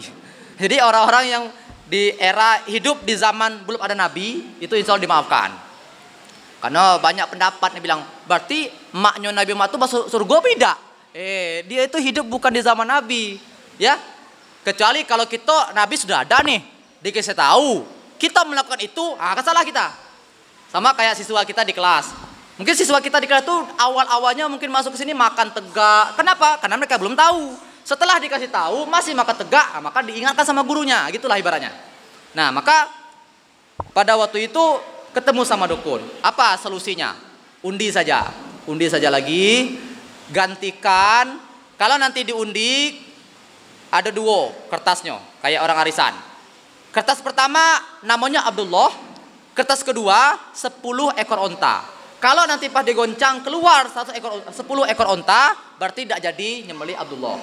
Tapi gimana kalau nama Abdullah yang keluar? Maka digantikan baik dengan 10 ekor onta. Oke. Gantikan tapi tetap goncang lagi, maksudnya gitu. Baik, coba. Goncang, tup, keluar nama Abdullah. Nah, Abdullah yang keluar nih. Udah, ganti 10 ekor onta. Oke, 10 ekor onta. Tup, tapi masih goncang lagi. Goncang, tup, keluar lagi. Nama Abdullah lagi. Ini kayaknya memang udah kayak direkayasa sama Allah gitu kan. Nama Abdullah lagi yang keluar. Udah, goncang lagi, tapi ganti 10 ekor onta. 10 ekor onta, berarti udah 20 nih. Goncang lagi, keluar tuh nama Abdullah. Sampai 10 kali diceritakan dalam kitab ini. Dan akhirnya endingnya apa? 100 ekor onta yang disembelih sama Abdul Muthalib dalam rangka untuk menyelamatkan Abdullah ini. Ya, nah, dan akhirnya Abdullah nggak jadi disembelih. Dan Nabi pernah bersabda, saya adalah anak dari 2 orang yang akan disembelih. Maksudnya siapa? Abdullah dan Ismail. Nah, gitu. Maka nggak jadi Abdullah itu disembelih. Itu peristiwa yang pertama, di mana ditemukan kembali air Zam-Zam. Peristiwa kedua di masa Abdul Muthalib adalah datangnya pasukan Abraha. Nah, ini mungkin sering kita dengar ceritanya, ya. Jadi ini peristiwa ini terjadi 50 hari sebelum kelahiran Nabi Muhammad SAW. 50 hari sebelum kelahiran Nabi. Berarti sekitaran bulan Januari 571 Masehi. Karena Nabi itu lahir di bulan April 571 Masehi. Untuk tanggalnya masih diperdebatkan. Apakah tanggal 21, 22, atau 23, sekitar itu. Nah, maka pada waktu itu pasukan Abraha, mereka itu iri dengan Mekah. Kenapa? Karena orang banyak pergi ke Mekah. Ya, di situ kan ada Ka'bah tuh. Kalau orang rame-rame datang ke situ, pasti perekonomiannya naik. Nah, gitu kan. Nah, sementara Raja Abraha yang berada di Yaman, dia itu pengen juga seperti itu. Orang tuh banyak ke negeri dia. Maka apa yang dilakukan sama Raja Abraha? Mendirikan gereja setinggi-tingginya untuk mengalahkan, untuk menyaingi Ka'bah. Didirikanlah Ka'bah tadi. Tinggi, tetap tidak datang orang-orangnya. Kok bisa tidak datang? Padahal kami lebih tinggi pada Ka'bah, gitu kan? Nah, dan di sini disebutkan nanti ada peristiwa di mana orang-orang Mekah ini tahu nih niatnya Abraha ini, dia pengen nyaingin Mekah. Nah, sehingga nanti ada orang-orang dari suku Bani Kinanah nanti naruhin kotoran di dekat gerejanya tadi, gerejanya Abraha tadi. Marahlah Raja Abraha ini, nuduh berarti orang itu tuh yang pengen kita tuh tidak bisa berkembang. Maka dibawalah pasukannya sangat banyak sekali. Raja Abraha itu dengan banyak sekali gajah-gajahnya berangkat ke Mekah. Ingin tujuannya satu, menghancurkan Ka'bah. Udah perjalanan, nanti tiba di sebuah tempat, mereka istirahat dulu, nyari makan kan. Waktu itu ada domba, waktu itu lagi banyak. Ngambil lah mereka domba-domba itu milik warga. Pas pula itu dombanya kakek Nabi, dombanya Abdul Muthalib. Maka dapat kabar, wahai Abdul Muthalib, itu Raja Abraha yang dia mau menyerang Ka'bah, itu ngambil domba engkau. Wah, kakeknya Nabi Muhammad ini udah pengen siap-siap untuk kabur nih. Kenapa? Karena mereka dapat info Mekah itu akan dihancurin sama Raja Abraha. Maka masyarakat orang-orang Mekah waktu itu dikumpulin, ayo kita semuanya pindah, pergi. Karena apa? Ada raja yang akan menyerang daerah kita ini, Ka'bah akan dihancurin. Maka mereka udah siap-siap. Raja Abraha ini ngambil dombanya Abdul Muthalib. Maka Abdul Muthalib pergilah ke tempatnya Raja Abraha. Dia bilang, Raja Abraha, engkau mau mencuri Ka'bah ya? Iya. Silahkanlah, tidak apa-apa. Kenapa? Ka'bah itu bukan punya saya. Ka'bah itu punya Allah. Pasti ada yang menjaganya. Kalau saya punya domba tadi, nah tolong balikin domba saya. Mau mencuri Ka'bah seralah. Kalau domba itu punya saya, kalau Ka'bah punya Allah. Oh gitu, ya udah. Dibalikin dombanya, berangkat. Raja Abraha siap-siap langsung berangkat ke Mekah. Belum nyampe di dekat Ka'bah, datanglah burung ababil membawa 3 tanah yang panas itu kan, dilemparin semuanya. Tuh bolong-bolong, kayak daun-daun yang udah dimakan sama ule-ule itu, bolong-bolong. Dan orang-orang Mekah waktu itu nengok langsung. Wah, mati, wah mati. Wah, bolong gitu kan. Wah, bolong tuh semuanya. Disitulah orang-orang Mekah tuh bilang, woi, berarti Mekah ini memang dilindungi sama Allah. Makanya ada di situ nanti di akhir zaman ya, Dajjal itu akan datang ke semua pintu rumah-rumah orang di dunia ini kecuali Mekah sama Madinah. Jadi kalau kita pengen selamat dari fitnah Dajjal, pindah ke Mekah dan Madinah gitu kan. Seperti itu. Nah, akhirnya apa? Si pasukan berarti tewas semua tuh. Kita kan bertanya-tanya, berarti bangkainya siapa yang ngurus?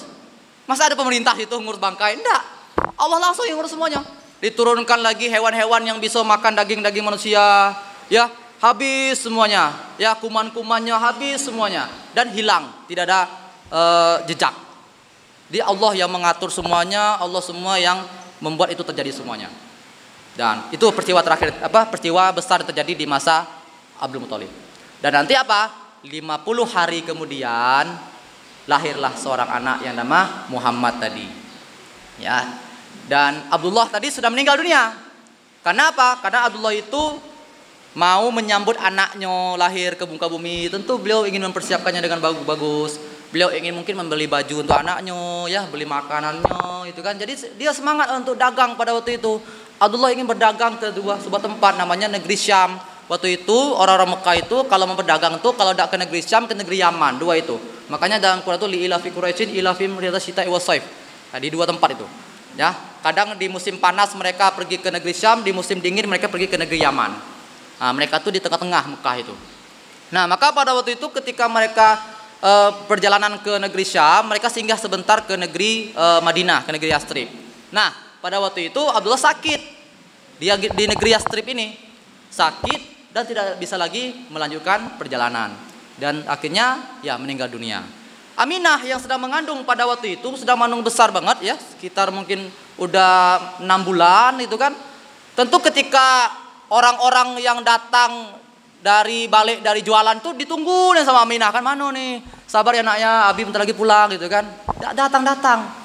Sedih Aminah tuh, kok datang. Kafilahnya datang, rombongannya Abdullah tadi datang, kok ada Abdullah gitu. Kan dulu kan belum ada zaman WA. Kalau sekarang kalau orang tua kita meninggal, mungkin kita langsung di WA cepat. Dulu tidak ada gitu. Maka Aminah tuh menunggu-nunggu, mana Abdullah itu, mana? Tidak datang, sabar ya nak ya, gitu kan, dalam perut itu. Maka adalah seorang utusan yang mengatakan, wahai Aminah, suamimu sudah meninggal dunia. Disitulah Aminah langsung sedih, menangis dia. Ya, dia memikirkan bagaimana anak yang dikandung itu nggak bisa melihat ayahnya sebelum dia itu lahir ke muka bumi ini. Ya, mungkin di zaman kita dulu kalau dibilang tolong muhasabah, ingatlah wajah ayah kalian. Nabi Muhammad nggak bisa ingat wajah ayahnya, gimana coba? Nggak ada fotonya. Kalau zaman sekarang tuh ada foto bapaknya di Facebook ada gitu kan. Nah, foto emaknya ada di Facebook, bisa nengok lah. Zaman dulu nggak ada. Maka Nabi Muhammad itu ketika beliau muhasabah, beliau nggak bisa ingat wajah ayahnya gimana. Nah, maka Aminah sendirian pada itu. Ya, menjadi Nabi Muhammad itu nanti sendirian, ya, jadi yatim. Nah, tepat nanti di 579 itu melahirlah Nabi Muhammad SAW. Nanti kakeknya yang membuat nama Nabi Muhammad itu Muhammad. Dan kakeknya sangat senang sekali. Jadi ketika lahirnya Nabi Muhammad itu sangat senang sekali paman-pamannya itu. Karena mereka tahu Abdullah ini anak yang baik, anak yang ya tidak pernah belago lah ibaratnya gitu, sama saudaranya, santun. Sehingga paman-paman ini sangat menunggu juga nih keponakannya lahir. Oh, senang banget. Salah satu yang senang adalah Abu Lahab. Siapakah Abu Lahab? Dalam Al-Quran disebutkan nama dia lah yang tercantum dalam Al-Quran, yang dia menistakan atau memusuhi Nabi. Tapi yang paling senang Nabi lahir, Abu Lahab itu. Buktinya apa? Ketika Abu Lahab itu tahu Nabi Muhammad itu lahir, dia punya budak namanya Suwaibah. Suwaibah itu dimerdekakannya. Wah, saya senang sekali nih, hari ini kenapa ponakan saya lahir nih. Yaudah, Suwaibah, engkau bebas hari ini, merdeka Suwaibah. Selama ini dia dibudak. Nah, itu sakit senangnya. Ternyata apa? Dia yang pertama kali bahagia dengan lahirnya Nabi Muhammad. Ternyata dia pula orang yang pertama memusuhi Nabi Muhammad ketika dia jadi Nabi. Wah, jadi pelajarannya yang selama ini dukung kita, tidak selamanya dukung kita gitu kan. Nah, akhirnya apa? Nanti Nabi Muhammad SAW diasuh sama ibunya. Dan kita selama ini tahu siapakah yang pertama kali menyusui Nabi, kita akan menyebut namanya Halimatus Sa'diyah. Tapi sebenarnya sebelum Halimatus Sa'diyah itu menyusui Nabi, ada yang menyusui Nabi Muhammad sebelum beliau. Ibundanya, itu pasti.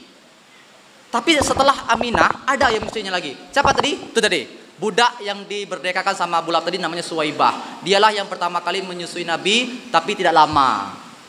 Sehingga di sejarah itu tidak tercatat. Nah, tapi dalam kitab ini tercatat. Suwaibah namanya yang pertama kali menyusui Nabi SAW.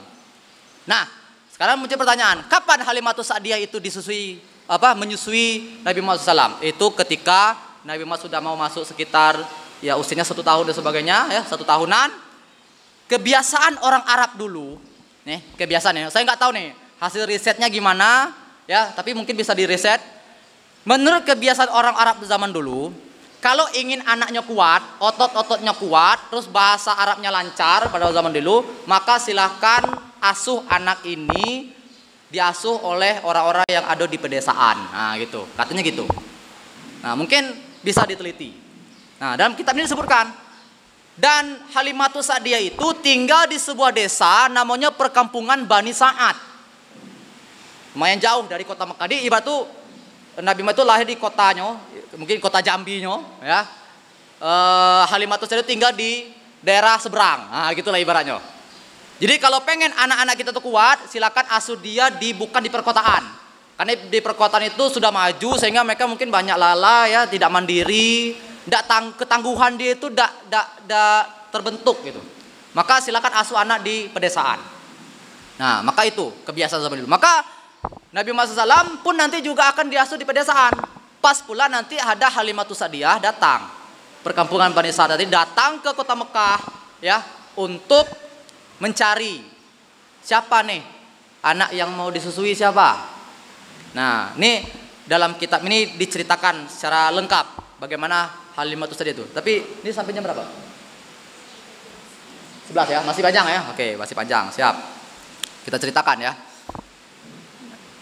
Halimatus Sa'diyah itu cerita sendiri. Dia bilang, kami dalam perjalanan menuju ke Mekah itu, dari perkampungan kami itu, di daerah kami itu lagi kering-keringnya. Dan saya membawa hewan tunggangan, keledai sama onta pula tua pula. Jadi jalannya lama. Keledainya itu pun juga sudah lemah. Kenapa? Karena musim kering. Hewan ini mau minum payah. Kering. Sehingga apa? Lama perjalanannya. Sementara rombongan ibu-ibu yang lain itu juga sudah berangkat ke Mekah. Dan mereka udah duluan. Hewan tunggangan kan ini lamonian.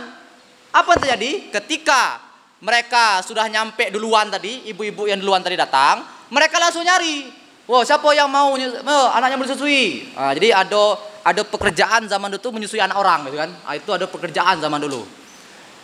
Pergi cari-cari, oh dapat. Nah, Halimatus Sa'diyah karena dapat keledai yang jalannya lama, datang terakhir nyampe ke Mekah. Nyampe di situlah habis galau. Nyari ke sana ke sini enggak ada, kami sudah tadi. Nah, maka Halimatus Sa'diyah pergilah ke tempat waktu itu nengok ada emak-emak nih. Yaitu Aminah, lagi gendong anak. Nah, ditawarin sama Halimatus Sa'diyah, Bu, mau anaknya disusui? Oh, dari mana? Perkampungan Bani Sa'ad. Oh ya, tadi juga banyak rombongan ke sini. Jadi artinya selama ini yang rombongan tadi itulah banyak datang ke emaknya Nabi, tapi mereka tolak semuanya. Kenapa mereka menolaknya? Kenapa? Ketika ditanya, Bu, bapaknya apa gawenya? Wah, itu langsung shock Aminah.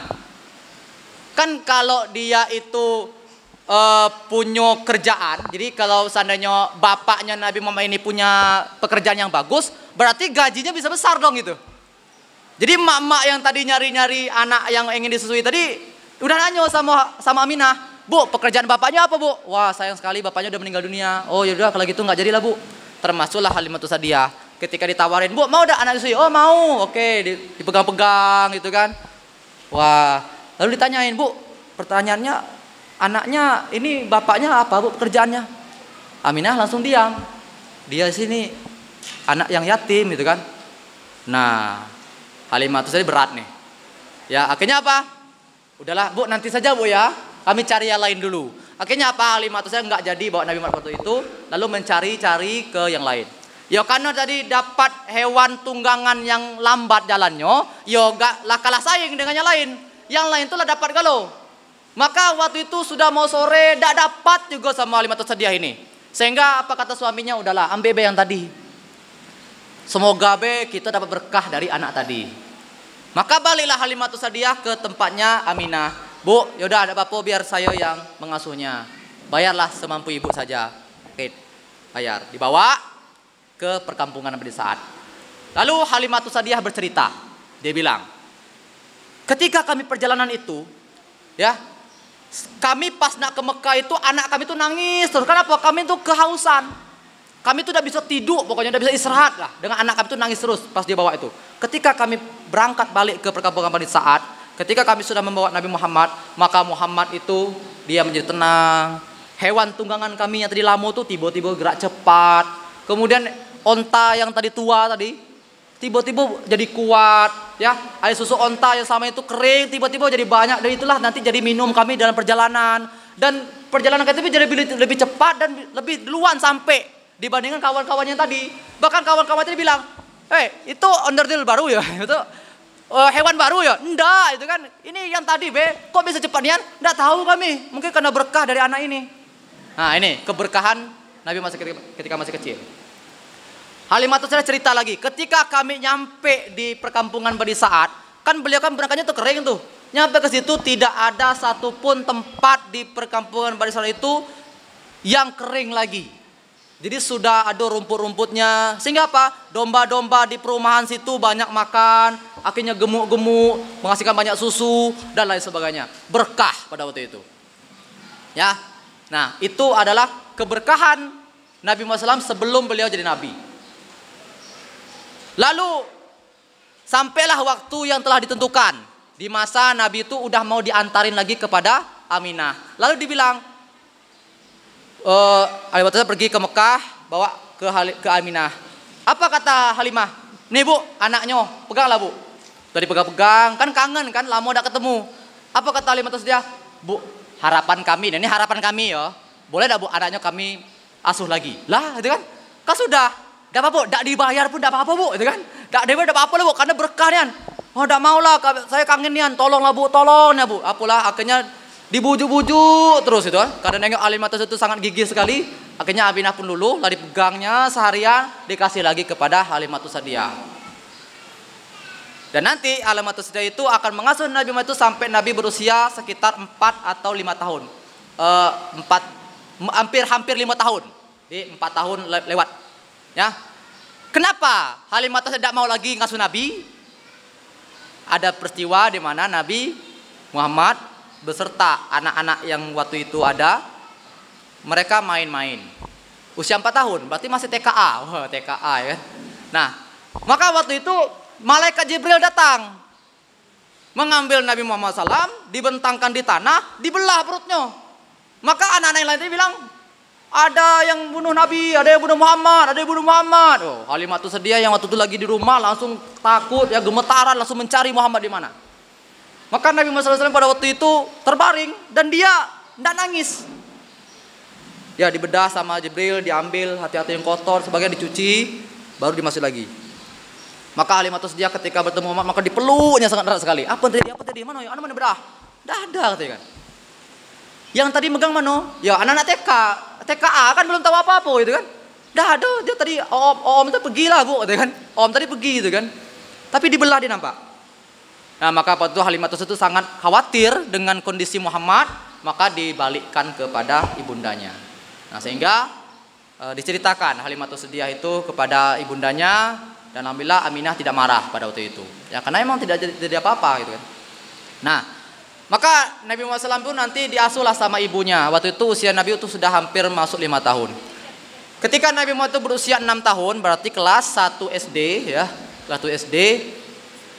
Lalu Aminah punya niat mau berziarah ke tempat makam bapaknya Nabi Muhammad atau makam suaminya Abdullah, bertempat di Yastrib. Yastrib sekarang adalah Madinah. Berangkatlah mereka bertiga. Nah, yang kita tahu selama ini kan ibundanya dan Nabi Muhammad. Tapi ada satu lagi nih sebenarnya yang jarang disebutkan, namanya lah Barokah alias Ummu Aiman namanya. Ummu Aiman ini adalah pembantunya Abdullah zaman dulu. Jadi Ummu Aiman ini dia yang nanti akan mengawanin Nabi Muhammad beserta Aminah itu berangkat ziarah ke Yastrib. Nah, berangkat ke Madinah, nyampe ke situ mereka berziarah ya dan silaturahim ke sana, gitu kan? Loh, pertanyaan gini, silaturahim memang ada keluarga Nabi ya di Madinah, bukannya Nabi di Mekah. Nah, saya balik cerita ke belakang sebentar ya, dikit be. Abdul Muthalib, kakeknya Nabi, Abdul Muthalib punya bapak namanya Hashim. Hashim ini dia pernah nikah dengan perempuan Yastrib, namanya Salma. Salma ini nanti melahirkan seorang anak namanya Syaibah. Ada Syaibah. Dan Hashim tadi dia balik lagi ke Mekah. Nah, dia punya istri tadi, istrinya tinggal di situ, be. Dan dia di Mekah. Dan dia meninggal dunia pula Hashim itu. Sehingga apa? Belum sempat dia bawa anaknya ke Mekah. Sehingga anak itu tinggal di Madinah. Nah, berarti itulah keluarga Nabi nanti. Nah, sekarang saya ulang. Syaibah itu siapa? Oke, cerita lagi. Hashim tadi yang meneruskan pekerjaan kakeknya. Yang tadi saya bilang yang jadi pemimpin tadi, yang menguasai penjajah tadi kan Qusay bin Kilab. Qusay bin Kilab punya anak namanya Abdul Manaf. Abdul Manaf nih punya anak namanya Hashim. Nah, Hashim tadi nih. Nah, Hashim ini meninggal. Siapa yang meneruskan perjuangan Hashim ini? Saudara Hashim, namanya Al-Muthalib. Bukan Abdul Muthalib, beda. Al-Muthalib. Nama orang Arab tuh sama-sama loh, Bu, ya. Jadi kalau saya baca kitabnya nih, ngapa nama tuh payahnya gitu kan. Balik lagi. Nah, itu beda orangnya kan. Nah, Al-Muthalib. Jadi ketika Hashim meninggal, yang menggantikan Hashim saudaranya namanya Al-Muthalib. Al-Muthalib ini ya dia dapat informasi Hashim ini punya anak tapi di Yastrib. Dan dia tahu dia ini kayaknya kalau dia meninggal, dia ini siapa lagi yang meneruskan perjuangan ini. Maka Al-Muthalib ini pergilah dia ke Yastrib untuk menjemput Syaibah, anaknya Hashim tadi. Dibawalah Syaibah tadi ke Mekah. Syaibah tadi dibawa sama Al-Muthalib. Orang-orang Mekah bilang, "Oh, itu anaknya Muthalib ya, anaknya Muthalib ya." Anaknya Muthalib bahasa Arabnya Abdul Muthalib. Jadi nama aslinya Abdul Muthalib adalah Syaibah. Nah, gitu jadi ceritanya kan. Nah, jadi Nabi Muhammad punya saudara punya keluarga di Madinah karena sebenarnya ibunya dari si Abdullah tadi orang Madinah. Oke, kita lanjut kisahnya. Maka setelah nanti ziarah di Madinah selama sebulan, balik lagi ke Mekah. Tapi di perjalanan ibundanya sakit. Maka singgah mereka sebentar di sebuah tempat yang bernama Abwa. Di Abwa itu mereka mengurusilah Aminah tuh. Dan akhirnya enggak diselamatkan lagi. Dan Aminah nanti meninggal dunia. Lalu berangkatlah Nabi Muhammad SAW bersama Ummu Aiman tadi balik ke Mekah. Nah, kan kakeknya Nabi kan nggak tahu kalau Aminah sudah meninggal. Jadi ketika dia nyampe, mereka berdua tuh nyampe di Mekah, lah mana Aminah itu kan? Dia sudah meninggal di Abwa. Oh, sedihlah kakeknya. Maka kakeknya sangat mencintai Nabi Muhammad SAW pada waktu itu. Kenapa? Di usianya 6 tahun tidak punya bapak, tidak punya ibu. Mungkin kalau di Jambi lah jadi preman ini, ya lah jadi orang yang tentu lagi. Makanya kakek itu sangat mencintai Nabi Muhammad SAW dan dia sangat menjaga Nabi Muhammad SAW. Dan itu pun tidak lama, Bu. Kakeknya jago Nabi. Nanti Nabi berusia 8 tahun 10 bulan, kakeknya lagi yang meninggal dunia. 8 tahun tuh kelas 3 SD. Kakeknya lagi yang meninggal. Siapa lagi yang ngurus Nabi? Maka ada paman beliau, ya, saudara kandungnya bapak Nabi, saudara kandungnya Abdullah, namanya Abu Thalib. Siapakah Abu Thalib ini? Abu Thalib ini punya anak nanti namanya Ali bin Abi Thalib. Ali bin Abi Thalib nanti nikah dengan Fatimah. Fatimah itu siapa? Fatimah anaknya Nabi. Nah, gitu. Jadi hubungannya sekitar situlah. Nah, maka Abu Thalib inilah yang nanti akan mengasuh Nabi. Dari Nabi berusia 8 tahun sampai nanti Nabi lah jadi Nabi, ya. Dan sampai nanti beliau meninggal. Tapi sayangnya nih, Bu, ya, sayangnya nih, Abu Thalib meninggal dalam kondisi kafir. Itu sayangnya. Maka Nabi Muhammad pernah berdoa, ya Allah, maafkanlah Abu Thalib ini, masukkanlah dia ke dalam surga. Kenapa? Selama ini dialah yang menolong saya, dia yang mengasuh saya ketika saya mau berdakwah, dia yang memberikan saya dana, dia mendorong saya, memberikan semangat kepada saya. Tolonglah masukkanlah dia ke dalam surga, ya Allah. Turun ayat. Tidaklah pantas seorang Nabi mendoakan seseorang yang tidak beriman untuk masuk ke surga. Abu Thalib punya orang dalam nih, nggak bisa masuk surga, apalagi gitu kan. Masya Allah. Jadi memang kita tuh siapin diri dewek lah masing-masing gitu untuk bisa mencapai ke surga. Nah, tapi kita bisa mengantisipasinya dengan cara menambah amal jariah. Karena amal jariah kan ada 3, kan. Pertama itu dengan ilmu yang bermanfaat, ya. Jadi kami, Bu, di guru-guru Nurul Ilmi ini memang dari awal kami masuk jadi guru tuh yayasan tuh bilang kalian guru-guru di sini nih bukanlah PNS, ya kan, tapi PA, ya, pegawai Allah, gitu kan. Jadi sampaikan ilmu yang bermanfaat sebanyak mungkin, apapun ilmunya, ya, agar itu jadi amal jariah. Nah, itu ditekankan sama yayasan kepada guru-guru. Makanya sering bagi-bagi ilmu dan sebagainya. Itu yang pertama, ilmu yang bermanfaat. Yang kedua adalah sedekah jariah. Ya, kita mungkin mau berinfak untuk masjid, kita berinfak untuk kegiatan-kegiatan sosial dan sebagainya. Itu ternyata punya dampak amal jariah. Yang ketiga lah anak yang soleh. Jadi kalau kita punya anak yang soleh, ya nanti ternyata itu bisa membuat kita tuh nanti nambah amal kita. Nah, jadi mungkin dana SPP yang ibu keluarkan untuk Nurul Ilmi, ya, untuk ngasuh anak-anaknya, itu bisa jadi salah satu investasi dalam rangka nambah amal soleh tadi. Nah, jadi seperti itu amal jariah. Oke, kita lanjutkan. Itulah Abu Thalib meninggal dalam kondisi kafir. Padahal selama dialah yang menolong Nabi Muhammad SAW. Nah, sekarang itulah masa-masa kecil Nabi, ya. Nabi Muhammad waktu kecil itu bukanlah orang-orang yang suka duduk-duduk saja, tapi apa, dia nanti dilatih untuk mandiri. Anak-anak sekarang kan salah satu yang kita mengkhawatirkan tuh tidak bisa mandiri, Bu. Iya, tidak bisa mandiri itu. Terus mudah menyerah juga tuh. Tidak bisa soal dikit lah nyerah itu, gitu kan. Wah, itu mengerikan. Maka Nurul Ilmi ngambil slogan tangguh itu. Wah, itu gimana lah caranya biar memang hadir orang-orang yang tangguh tadi. Ketika dikit masih tak bisa.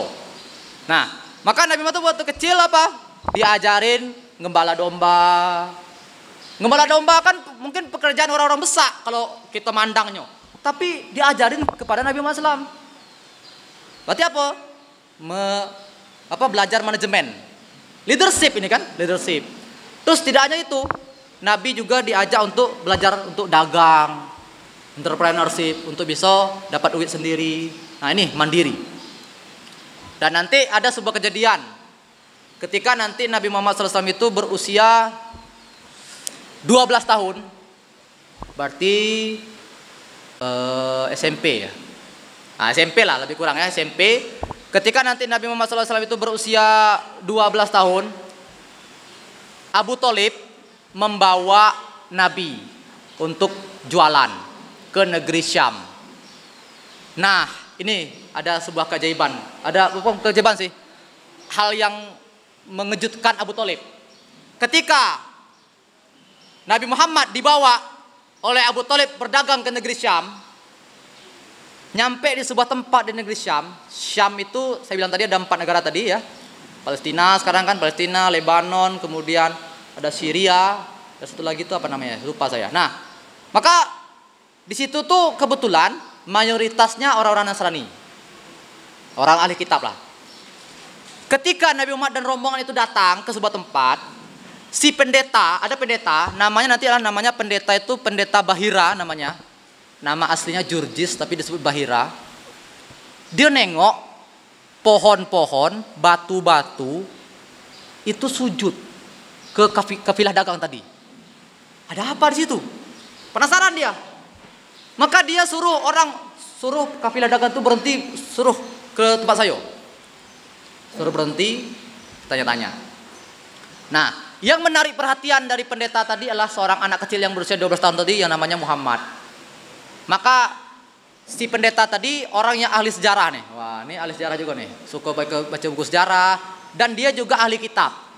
Ahli kitab itu dia masih paham tentang kitab-kitab suci orang dulu, ya. Dan dia mempercayai itu. Kan kitab suci kita yang kita pahami itu kan ada Zabur, Taurat, Injil, gitu kan, Al-Qur'an. Kita percaya Al-Qur'an itu masih pedoman hidup kita karena dia belum pernah dicampur adukkan. Kalau kita lain itu apa ya? Ndak sanad itu ndak nyampe itu. Kalau kita kan Masya Allah, itu buka buku hadis itu. Dari Muhammad, dari Abu Hurairah, dari sampai Muhammad. Wah, itu sanadnya lengkap. Nah, Al-Qur'an ini juga nih, dari awal turun sampai sekarang itu masih terhubung. Nah, kalau kitab-kitab yang lain itu ndak ini lagi. Karena lah banyak campur tangan di situ. Kadang tuh diubah-ubah. Nah, maka si pendeta tadi yang ahli kitab tertarik dengan Nabi Muhammad tadi. Maka ditanya, ini siapa ini? Oh, ponaan saya, kata Abu Thalib. Oh, ini sebenarnya Abu Thalib itu ngomongnya bukan ponaan, karena orang-orang Arab dulu tuh saking akrabnya dengan ponaan dia bilang tuh anak saya.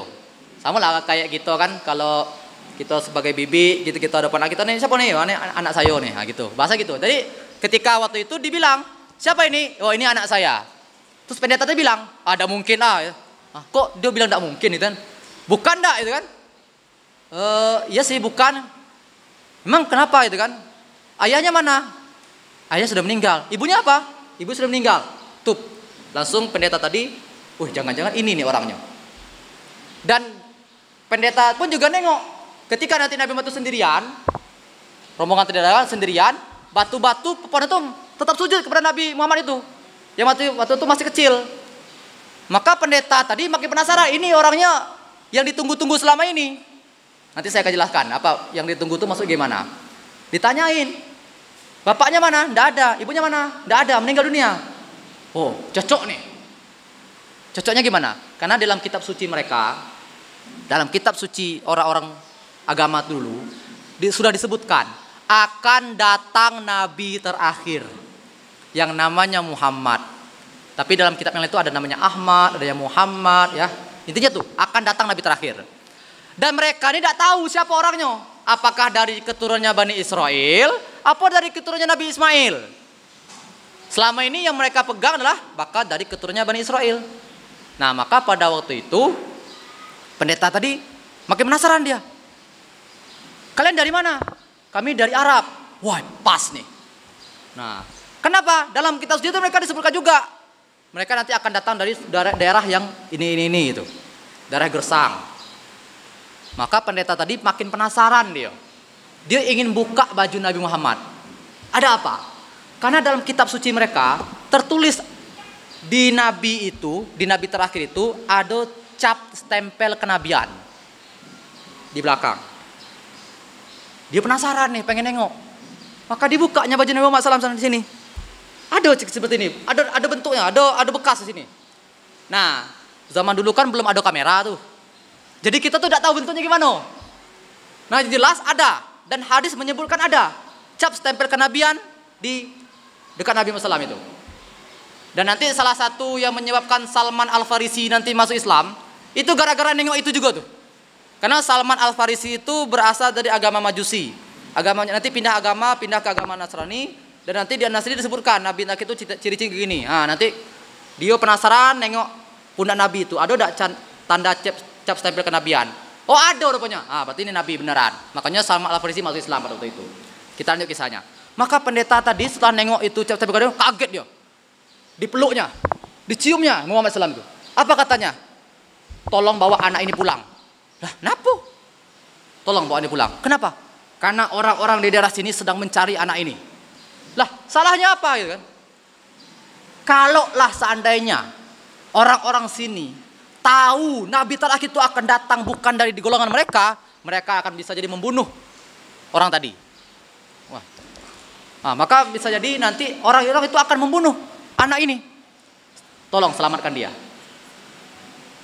Abu Thalib jadi takut, ya, khawatir. Maka akhirnya disuruhlah orang membawa Nabi Muhammad itu balik ke Mekah. Nah, kemudian mati. Cek tes. Cek.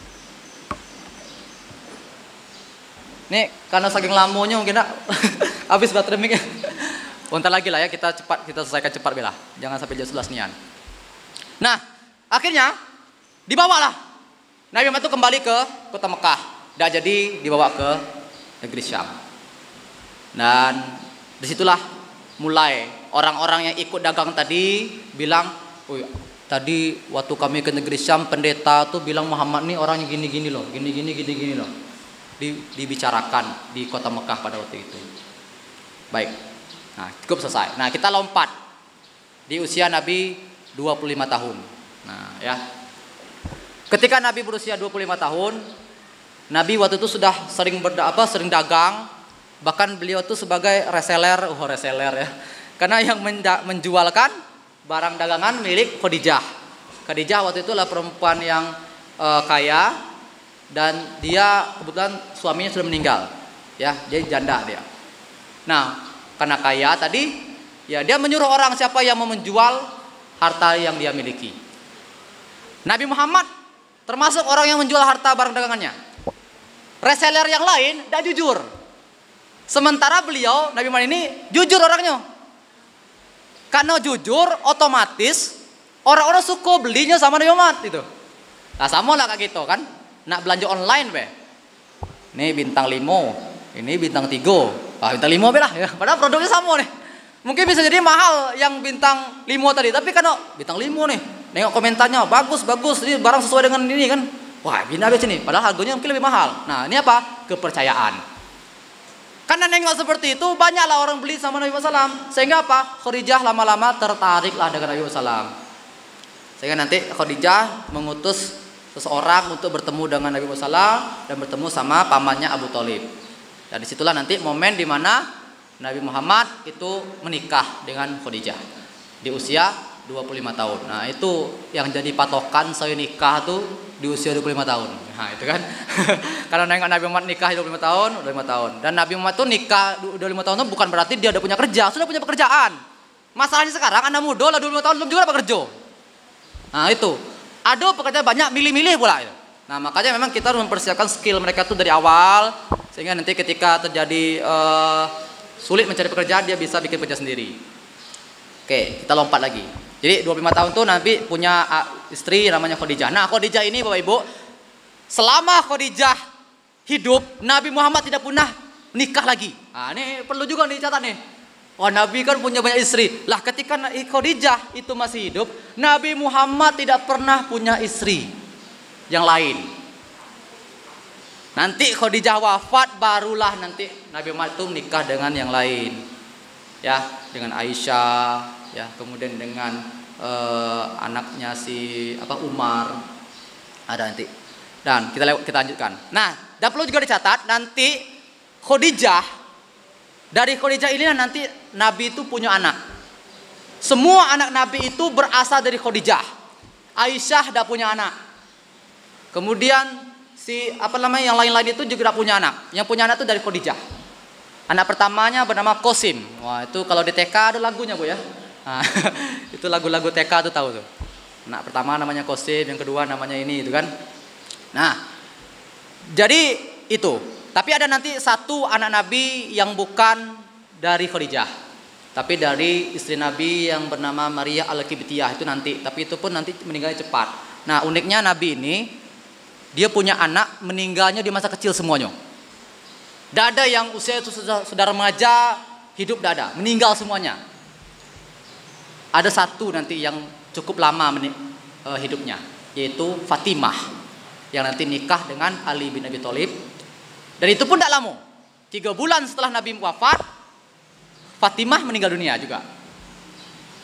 Fatimah nikah sama Ali, nanti punya anak, ada Husain, ya, Hasan, Husain itu kan.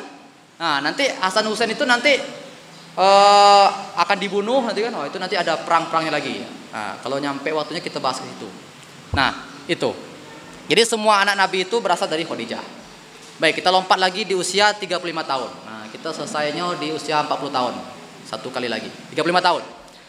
Ketika Nabi Muhammad berusia 35 tahun, terjadi renovasi Ka'bah pada waktu itu. Usia 35 tahun ini berarti saya sekarang 30 tahun, berarti 5 tahun kemudian itu kan. Nah, di renovasi Ka'bah itu orang-orang awalnya biasa-biasa saja, ngambilin pon, negain Ka'bah gitu kan sebagainya. Terjadi perdebatan pada saat mengangkat Hajar Aswad. Hajar Aswad ini, kalau saya baca buku sejarah, itu turunnya itu udah ada di masa Nabi Adam. Nah, ada yang pendapat seperti itu. Wallahu alam ya, apakah benar apa enggak. Tapi yang jelas, yang lumayan diakui oleh sejarah itu, dulunya batu itu bukanlah warna hitam, tapi warna putih. Tapi karena banyaknya dosa manusia, mengakibatkan Hajar Aswad itu berubah jadi hitam. Makanya disebut Hajar Aswad, Hajar batu Aswad hitam, gitu kan? Seperti itu. Nah, maka berselisihlah orang-orang Mekah pada waktu itu. Kami yang berhak, oh tidak bisa, kami yang berhak, oh, kami. Tidak ada yang mau ngalah. Sehingga lama-kelamaan hampir mau perang, ada yang ngasih usulan. Udah gini aja, kita gini siapa yang pertama kali masuk ke Masjidil Baitul Haram inilah yang nanti akan berhak untuk mengangkat Hajar Aswad. Oke, didata, ternyata Nabi Muhammad yang pertama kali masuk. Maka orang-orang, siapa yang berhak? Muhammad ternyata. Oh, Muhammad, wajarlah selama ini dia orang yang baik. Nah, kami ridho aja. Kabilah yang lain juga mengatakan, oh ya, selama ini Muhammad itu selalu jujur. Ya kenapa? Ya, Muhammad itu selalu baik. Artinya apa?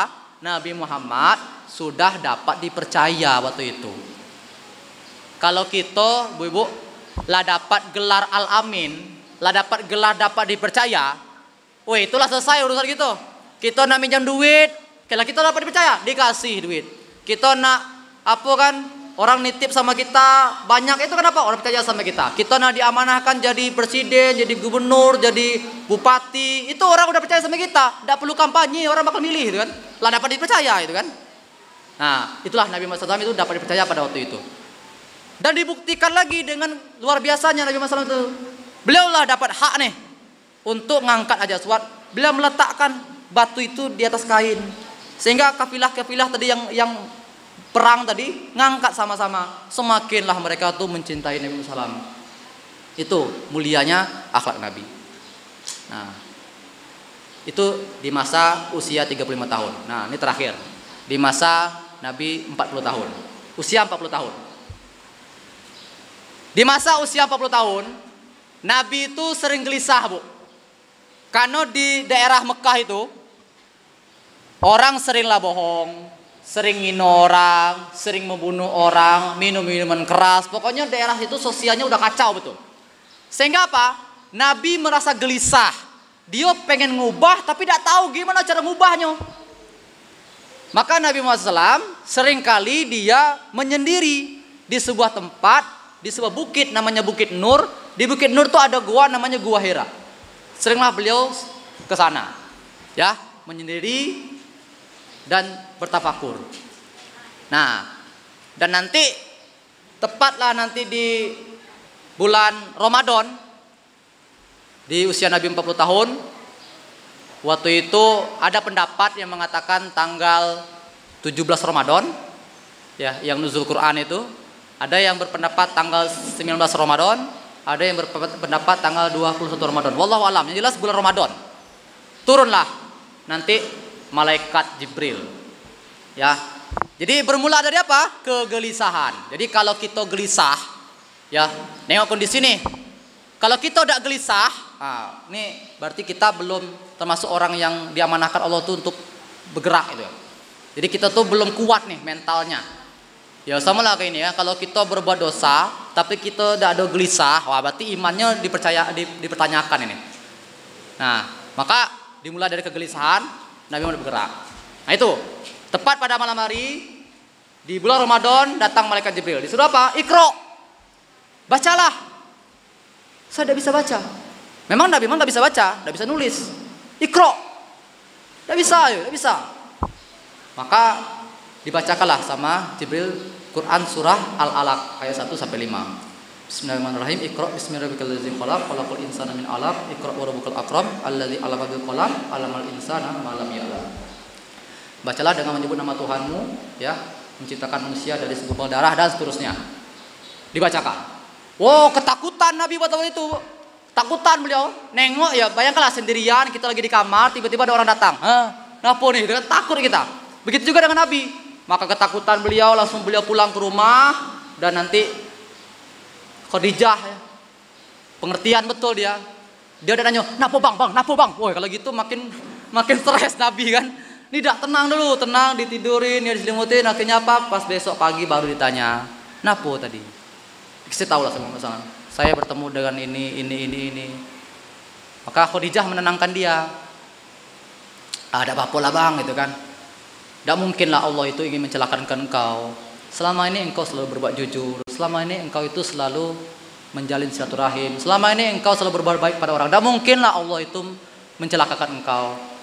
Tenang. Maka Khadijah dia tahu nih, ini kayaknya sesuatu yang mistis, ini ada hubungannya dengan agama. Maka kebetulan dia punya saudara, namanya adalah Warokah bin Naufal, yang kebetulan orang Nasrani dan dia juga ahli kitab. Maka Khadijah membawalah Nabi Muhammad SAW itu pergi ke rumah Warokah bin Naufal yang waktu itu sudah buta dan sudah tua. Diskusi, wahai Warokah bin Naufal, sesungguhnya Muhammad bertemu dengan sosok seperti ini. Bagaimana menurut engkau?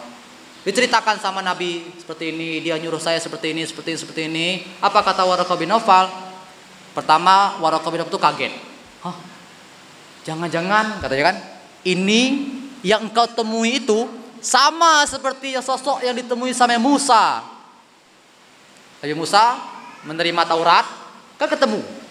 Maka si Waraqah bin Naufal bilang, ini jangan-jangan sama nih dengan yang ditemui sama Nabi Musa. Oh seperti itu, iya. Engkau akan diangkat menjadi nabi. Ini dia buta nih. Engkau adalah seorang nabi. Wah, dia percaya, dia tidak percaya. Iya. Tapi kata Waraqah bin Naufal, semoga kalau seandainya usiaku panjang, aku akan siap membela engkau ketika engkau nanti diusir dari negerimu. Nabi Muhammad bingung. Kok saya diusir? Selama ini saya berbuat baik kepada tetangga. Selama ini saya tuh sering berkata jujur. Saya ini ya banyak orang tuh baik dengan saya, kok saya diusir? Apa kata Waraqah bin Naufal? Sesungguhnya selama ini yang jadi nabi itu pasti dimusuhi. Dan dalam kitab suci mereka, ciri-ciri nabi terakhir ini yang akan datang, mereka akan diusir juga. Maka Nabi Muhammad waktu itu bingung. Pulang ke rumah dan wahyu itu agak turun tuh beberapa waktu. Sehingga nanti turunlah wahyu yang kedua. Nah selama ini yang kita lakukan wahyu pertama tuh Al-Alaq 1 sampai 5. Apakah wahyu yang kedua? Yaitu Quran surah Al-Mudatsir. Nah itu baru SK turun. Nah ya, kalau tadi itu ibaratnya kalau ini menang pemilu kan, lah tahu kita semua menangnya. Nah sekarang keluar SK-nya untuk bergerak. Quran surah Al-Mudatsir, ya ayyuhal mudatsir qum fa'anzir wa rabbika fakabbir dan seterusnya. Wahai orang berselimut, bangun, bergeraklah. Ya. Disuruh kita untuk mulai berdakwah. Nah, maka itulah mulai fase Nabi Muhammad SAW menjadi Rasul. Ya. Baik, Bapak Ibu sekalian, Itu barangkali sejarah Nabi Muhammad SAW dari beliau belum lahir tadi sampai Nabi itu berusia 40 tahun. Nanti insya Allah kalau ketemu lagi di 2 pekan berikutnya atau di bulan depan, kita akan lanjut bagaimana perjuangan Nabi itu berdakwah selama beliau itu berdakwah di Mekah secara sembunyi-sembunyi. Apa yang terjadi? Apakah beliau akan diserang atau beliau akan enak-enak saja? Insya Allah kita akan bahas di bulan depan.